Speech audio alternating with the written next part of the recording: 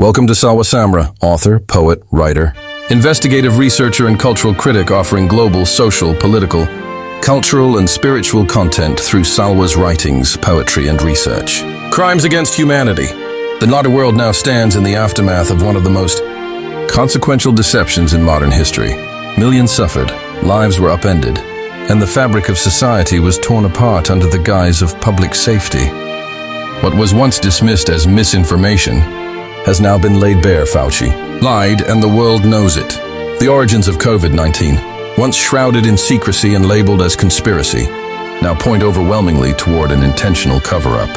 Whether the virus emerged through reckless gain-of-function research in Wuhan or was deliberately released for geopolitical leverage, the implications remain the same. Those entrusted with protecting the public betrayed that trust at the highest levels. And then there is the suppression of treatment. Ivermectin, long dismissed and ridiculed, has now been vindicated as an effective therapeutic. How many lives could have been spared if this treatment and others had not been buried beneath the weight of politics and profit? The cost of these decisions cannot be measured in numbers alone.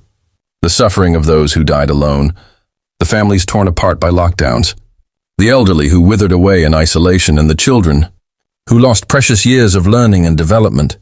These are wounds that cannot be undone. Justice demands accountability.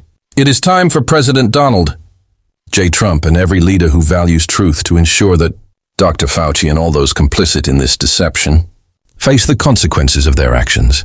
The world cannot simply move on without reckoning with what was done. There must be trials. There must be transparency. And there must be reparations for the lives destroyed by these decisions.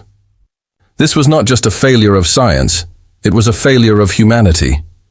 The people deserve justice, not just for those we lost, but for the future generations, who must never endure such betrayal again. Stay in touch for ongoing world events at Salwa Samra under a biblical worldview and framework, where the news is her news to inform and raise awareness.